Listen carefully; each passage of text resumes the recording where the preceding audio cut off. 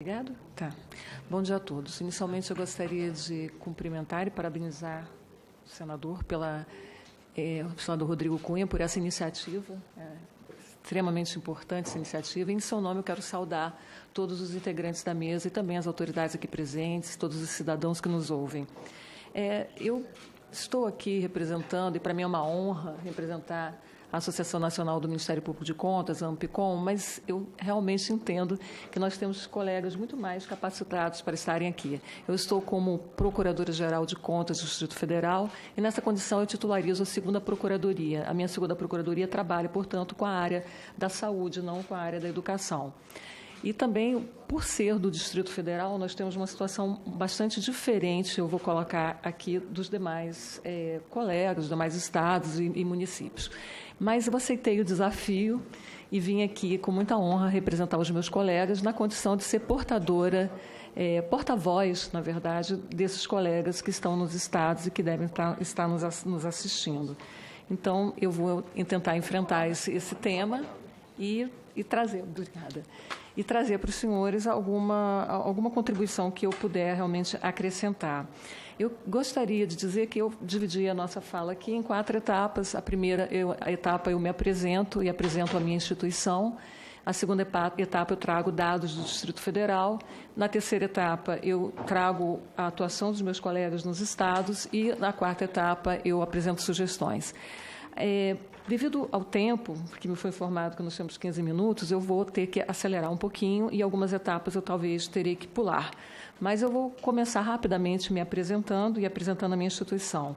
Eu pertenço ao Ministério Público de Contas brasileiro. O Ministério Público de Contas brasileiro é uma instituição secular que, com a Constituição Federal de 88, está previsto no artigo 130 da Constituição. Portanto, ele integra o capítulo do Ministério Público. Não há dúvida que os membros do Ministério Público de Contas brasileiro são membros do Ministério Público. Contanto, apesar disso, nós temos um problema que é a falta de autonomia orçamentária e financeira dos membros do Ministério Público de Contas brasileiro. Houve uma interpretação jurisprudencial que dá sinais de evolução de que essa carreira específica do Ministério Público de Contas não teria autonomia orçamentária e financeira. Lembrando que há estados que a possuem, como, por exemplo, Pará, Roraima, alguns outros colegas têm uma forma de autonomia um pouco diversa, como Santa Catarina e Mato Grosso. Essa situação é uma situação que nos coloca frente a um problema, e essa reflexão inicial eu gostaria de deixar aqui, porque é absolutamente essencial que o Ministério Público de Contas possua autonomia orçamentária e financeira para que ele possa exercer corretamente as suas atribuições. Hoje, nós somos apenas 167 procuradores de contas no país. É um número absolutamente insuficiente. Temos colegas funcionando nos estados, apenas 2 colegas. Para os senhores terem uma ideia, aqui no Distrito Federal somos 4, apenas 3 estão atuando, porque houve uma aposentadoria. E nós entendemos que esse número realmente não é um número que é possível para fazer frente à missão, a nossa missão constitucional de atuar como fiscais da lei nas matérias submetidas ao controle dos tribunais de contas, ao julgamento dos tribunais de contas, ao controle externo. Isso ocorre muito também por falta dessa autonomia orçamentária e financeira. É impossível o Ministério Público de Contas deflagrar procedimentos de concurso público, recomposição de quadros. A solução, nós entendemos e apelamos aqui para o Senado Federal, que é realmente um olhar para o Ministério Público de Contas no nosso país e também estamos nos colocando à disposição para discutir esse melhor modelo de controle externo. Existe uma PEC que foi arquivada e desarquivada, que é a PEC 329, e essa PEC, além de dar autonomia ao Ministério Público de Contas, propõe uma reformulação no sistema de tribunais de contas. Então, é bastante importante esse olhar do Senado Federal, desta Casa, para essa questão que nós vamos tratar aqui. Mas, mesmo funcionando com poucos membros, nós temos que atuar. E, para vocês terem uma ideia, a dificuldade que nós temos aqui no DF, nós temos um colega apenas para tratar dessa questão da educação. Eu, sozinha, atuo na questão da saúde. Então, é um número realmente insuficiente. Eu sei que os meus colegas no Estado passam pela mesma situação. Eu vou adiantar essa apresentação que eu iria fazer em relação à nossa forma de atuação, tendo em vista a questão do tempo. Então, nós vamos começar a apresentar aqui o que nós fazemos, né, o que o Ministério Público de Contas tem feito nessa questão da área da educação. Também vou adiantar aqui a questão da legislação base, que todos os senhores conhecem, e eu acho que não vale a pena. E já me dirijo para a segunda etapa dessa nossa apresentação, que é a parte de dados que eu gostaria de deixar, que são os dados do Distrito Federal. Os senhores podem ver aí que o Distrito Federal sempre aplica, e eu estou trazendo uma série histórica de 5 anos, os 25% com superávit. Nós aqui aplicamos com superávit. A nossa situação é uma situação bastante confortável em relação ao restante do país, porque nós temos o Fundo Constitucional do DF, que é o fundo que aporta recursos da nação brasileira para a capital do país.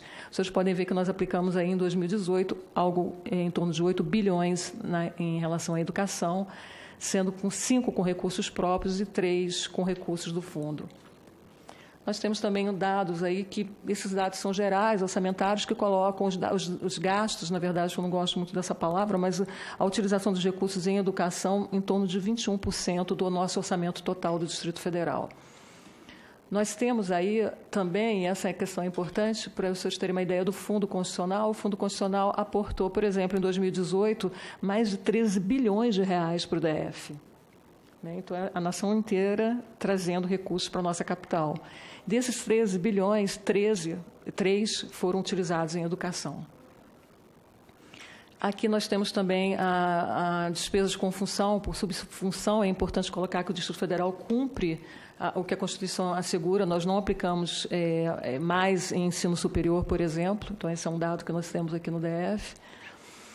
Nós temos aí nosso gasto, nossas despesas com função, educação e por subfunção. E aí colocamos creche, pré-escola, também o que o Distrito Federal tem utilizado. Vocês veem aí, nós tivemos uma elevação em 2015 e 2016, que é inversamente proporcional ao que foi realmente utilizado no todo da educação. Nós tivemos um aumento em educação infantil, mas isso foi inversamente proporcional, como vocês viram anteriormente, que houve uma queda substancial a partir de 2015 na aplicação desses recursos. Apesar disso, nós precisamos cotejar exatamente como nós tínhamos conversado aqui, né? A utilização dos recursos públicos com a qualidade desses recursos, a aplicação e a qualidade da educação no Distrito Federal. Eu lamento informar para os senhores que os nossos dados na capital do nosso país são trágicos. São dados realmente alarmantes. Esse processo é um processo muito importante de auditoria, que ele visou exatamente cotejar todo o plano de aplicação e verificar o cumprimento das metas. E, basicamente, a meta 1. Né? E nós tivemos situações muito graves. Eu gostaria apenas de resumir, para não ser muito cansativa. O Distrito Federal, do GDF, no caso, o Distrito Federal, ele não conseguiu cumprir as metas de universalização de acesso ao ensino na pré-escola, ampliação de oferta de atendimento em creche e nem ampliou a oferta de educação em tempo integral. Houve uma diminuição drástica em obras de manutenção e obras e manutenções dessas unidades escolares. Vocês sabem que o Distrito Federal ele acumula as funções de Estado e município, então, portanto, ele presta a questão da educação integral, né, da educação em geral. Nós prestamos como se fôssemos Estado e município. E houve aí uma queda absurda e a nossa capital ela não consegue realmente responder aquilo que nós gostaríamos de estar aqui para apresentar melhores dados, senador, mas, infelizmente, nós não conseguimos. O Tribunal de Contas emitiu imediatamente uma decisão. A decisão determinava que o GDF ampliasse o acesso à educação infantil em creches para as crianças com idade de 0 a 3 anos, de acordo com as metas do PDE, assegurando a disponibilidade orçamentária financeira adequada e que garantisse a educação em tempo integral. Houve uma nova decisão, o Tribunal agora em 2018 reiterou isso e também pedindo que garantissem os recursos orçamentários e financeiros para que isso ocorresse, e esse processo ainda está em tramitação. O fato é que quem mora aqui em Brasília e tem acompanhado os noticiários consegue entender bem com aqueles dados que nós colocamos financeiros e orçamentários o que tem se passado. Né? Aqui nós tivemos uma criança que sem almoço desmaiou de fome, né, a 30 quilômetros de casa no Distrito Federal. Entrevistada, essa criança ela disse que não comia desde domingo. a família ter uma renda de menos de R$1.000. E, imediatamente, o Ministério Público de Contas do DF, por meio do procurador Marcos Felipe, que é o titular da Procuradoria que atua nessa área de educação, ele entrou com uma representação questionando algo muito interessante, que é exatamente a utilização irrestrita do transporte escolar em detrimento da implantação de unidades de ensino próximo à moradia dos estudantes. Ou seja, se prefere investir em valores muito vultosos, muito significativos em transporte, do que garantir a unidade mais próxima à moradia do estudante. Essa questão está sendo tratada pelo Tribunal de Contas, eu vou adiantar aqui também, em alguns processos. É interessante também que o Ministério Público questionou a implantação desse projeto de moradia chamado Paranoá Parque. Naquela ocasião, nós demonstrávamos que milhares de pessoas tiveram acesso à moradia, mas sem nenhum equipamento, e foi por isso que isso aconteceu, né? E esse processo nós, inclusive, noticiamos ao Tribunal de Contas da União para que exigissem a contrapartida dos estados quando recebem recursos para a implantação dessas moradias. Recentemente, também, o Ministério Público de Contas acabou de sair agora em março, agora no início de março, uma decisão do tribunal determinando reparos urgentes num centro de ensino especial, chama atenção, Centro de Ensino Especial, e o colega fez uma vistoria e esteve lá e verificou, inclusive, a parte elétrica completamente comprometida, fios desencapados, uma situação realmente muito grave. E nós estamos esperando uma auditoria que irá acontecer. Esse processo é o 21334 de 2009, que está no Plano Geral de Atuação do Tribunal de 2019, com o objetivo de avaliar o gerenciamento do acesso à educação infantil em cumprimento ao seu PGA, né, que a gente chama. Então, essa auditoria não foi iniciada, mas ela deve ser iniciada nesse ano. Já tivemos uma antiga, mas os dados já não comportam mais. Em relação a essa questão, também o Ministério Público de Contas do DF entrou com uma representação a 9 de 2015, questionando exatamente os centros. Nós conversávamos aqui, os Centros de Educação de Primeira Instância, os CEPIs, e os CEIs, que são chamados Centros de Educação Integrada. Naquela ocasião, nós observamos que o Distrito Federal, alguns dados não batiam com a auditoria do Tribunal de Contas da União, representamos ao Tribunal de Contas do Distrito Federal e nos chamou muita atenção a questão do método, do novo método empregado, né? E isso me fez lembrar aqui a Operação Container do Distrito Federal, que foi deslanchada em relação à construção de unidades modulares nessa área da saúde pública. Depois, se nós tivermos tempo para o debate, eu explico mais ou menos para vocês o que foi a atuação integrada do Ministério Público de Contas do DF, com o Ministério Público do DF Territórios e o Ministério Público de Contas da União, que impediu um gasto de mais de R$164 milhões no Distrito Federal para que todas as UPAs passassem a possuir esse mesmo método construtivo que nós estamos vendo aí totalmente questionável. O tribunal realizou uma auditoria a partir da representação do Ministério Público, e identificou patologias nas edificações, situações graves, realmente precárias e muito ruins, e nós detectamos aí também que dos 7 CEPIs selecionados para a realização dessa inspeção, apenas 5 foram entregues, apenas 1 está funcionando e duas obras estão paralisadas. A DECAP também nos informou que havia uma suspeita de superfaturamento na construção dessas creches e nós não houve essa operação devida até o momento. O Ministério Público de Contas também entrou com uma representação a 8 de 2015 e que nessa representação ele procura questionar a gestão dessas entidades por meio de convênios. Às vezes, muitas entidades não têm condições de prestar essa gestão, e uma terceirização que ocorre também com o viés e com a área da educação, e nós então pedimos ao tribunal que analisasse a questão da gestão dessas entidades, dessas unidades que acabaram fazendo convênios e depois termos, né, com base na nova lei. E o Tribunal de Contas acabou de fazer um trabalho que também detectou uma série de irregularidades, de transferências de recursos de forma irregular para essas unidades que vão gerenciar essas creches. E esse processo também continua em andamento. Eu já passo, então, já para a terceira parte da minha fala, e eu quero aproveitar para trazer a atuação dos colegas nos estados. Então, assim, encerro a minha atuação aqui no DF, um pouco rapidamente, assim, mas para me colocar no horário. E eu trago, senadora, aqui a atuação dos meus colegas nos estados, mesmo não tendo, a princípio, uma relação direta com o tema que nós estamos abordando, mas que tem a ver com a educação e que tem tudo a ver com a garantia de recursos para essa área tão importante, e também a qualidade desses recursos, a utilização, a qualidade na utilização desses recursos. Eu cito inicialmente Goiás. Os colegas do MP de Contas de Goiás se dirigiram ao Ministério Público Federal contra a utilização de um critério legal que permitiu o cômputo de gasto inativo na conta da educação para atingir o mínimo determinado pela Constituição. Essa atuação do MP de Contas de Goiás foi extremamente exitosa e houve uma liminar concedida pelo Supremo Tribunal Federal e até o momento, assim, dando ganhos de causa ao entendimento que o MP de Contas de Goiás defendia no seu Estado. O MP de Contas de São Paulo, então, eu quero aqui saudar também, aproveitar para falar da nossa colega Hélida, procuradora do MP de Contas de São Paulo, uma pessoa maravilhosa que atua nessa área de forma bastante incisiva. A Hélida tem nos inspirado a todos nós nos estados, e ela tem atuado exatamente nessa questão no planejamento, procurando um planejamento e atuando no sentido de resolver a deterioração das escolas, fazendo inspeções. Ela tem uma atuação muito importante com o Ministério Público Federal. Vem desde 2013 a iniciativa de encaminharem ofícios e recomendações para os municípios, alertando a situação dos municípios frente a essa questão orçamentária e financeira. Agora, em 2018, voltaram a fazer novamente, até porque é preciso lembrar que a falta de cumprimento desses limites, ela tem que ter alguma responsabilidade, não é possível que fique assim, indefinidamente.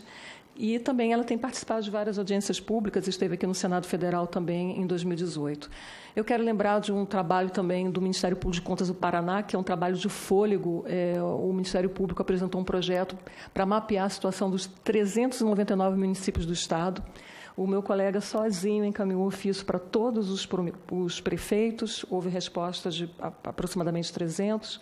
Com essas respostas, ele consultou bancos de dados, fez cruzamentos de dados, verificou inconsistência em pelo menos 70 municípios e mapeou a situação do Estado do Paraná, né, dos municípios desse Estado, frente à questão das crianças sem matrículas e, portanto, fora da escola.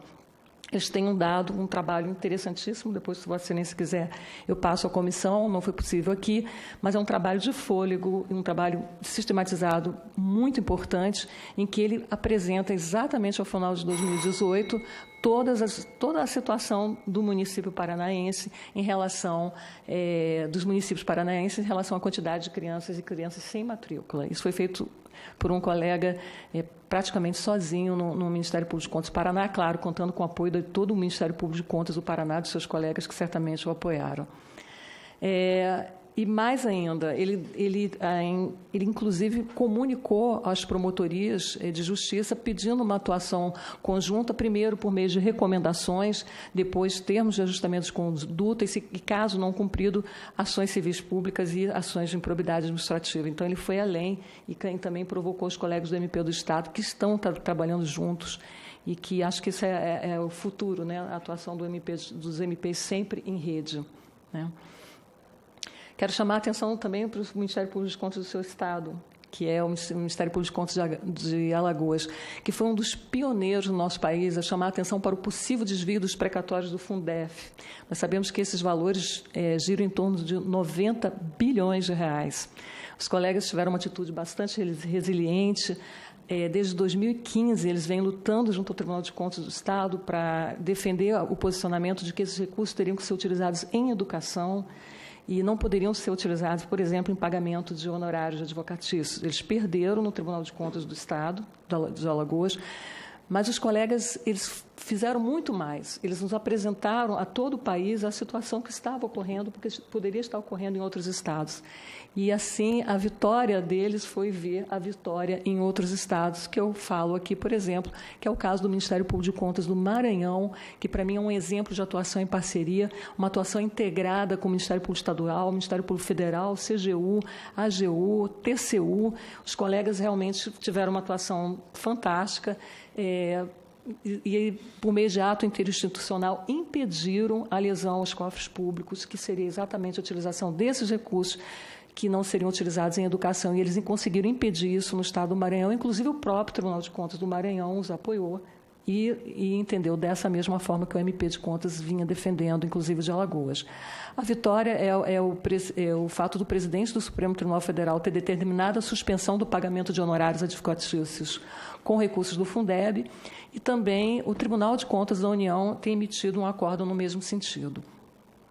Piauí também, eu quero lembrar, ele foi vencedor do Prêmio Novário em 2018 na categoria Ministério Público. Ele vence exatamente demonstrando a atuação dele no sentido de impedir a utilização desvirtuada desses recursos. E, em 2016, eles tiveram uma operação policial no município em que várias pessoas foram acusadas de corrupção, de utilização desses recursos da educação em outras áreas, em outras finalidades. E, para evitar essa utilização, quando o Procurador-Geral soube do que esses mais de 300 milhões seriam repassados ao Estado, ele imediatamente procurou saber para quem, onde, quando e como isso seria utilizado. E, num primeiro momento, ele conseguiu bloquear, junto ao Tribunal de Contas, o repasse desses recursos, condicionando a um planejamento, a apresentação de um planejamento, de um plano, de como aquilo seria aplicado. Mais adiante, ele foi além, e trabalharam numa função pedagógica, se unindo a esses municípios e tentando também dar a sua contribuição da melhor aplicação desses recursos. Então, não foi só o bloqueio, foi esse trabalho pedagógico. Isso rendeu ao colega Procurador-Geral de Contas do Piauí na época enfim, ao Ministério Público de Contas do Piauí, esse prêmio, que é o Prêmio Novário, que é um prêmio muito importante, que todos nós conhecemos. Aqui a foto do prêmio. Quero também chamar a atenção de um trabalho fantástico do MP de Contas de Sergipe, que foi premiado pelo Conselho Nacional de Procuradores Gerais de Contas, o CNPGC. Eu não vou ter tempo de conversar sobre eles, mas eu quero deixar para o senhor essa iniciativa, porque é uma iniciativa em que o colega do MP de Contas de Sergipe, eles conseguem avaliar a qualidade do gasto público, não só apenas o que foi gasto, mas também a qualidade do gasto público. Ele oferece indicadores e demonstra, muitas vezes, que municípios que aplicaram mais recursos, eles não foram os mais eficientes. O Conselho Nacional de Procuradores Gerais de Contas, também preocupado com essa questão, emitiu uma recomendação a todos os Procuradores Gerais de Contas para que possam atuar no controle dos recursos públicos destinados à educação de forma bastante sistemática. Na verdade, eu quero deixar aqui já, na minha quarta parte aqui, já finalizando, deixar uma sugestão dos colegas do MP de Contas do Paraná, essa comissão, que eles também entendem que nessas obras deveria ficar mais visualizado, mais claro, a possível identificação do servidor municipal integrante de quadro responsável pela fiscalização, com carreira pública de engenheiros não comissionados, uma informação maior, ampla da liberação desses recursos que pudesse ocorrer. Também se citou o projeto Tá de Pé, né, que foi colocado pelo colega do MP Federal, também a possibilidade de utilização de um mapa pelo site, pelo FNDE, como tem também o mapa igual a esse aplicativo Tá no Pé, né, que traz lá as obras que estão paralisadas, por exemplo. Seria importante colocar isso no site com maior transparência. E termino concluindo aí, deixando uma reflexão, né? Se a educação sozinha não transforma a sociedade, sem ela, tampouco a sociedade muda. Muito obrigada.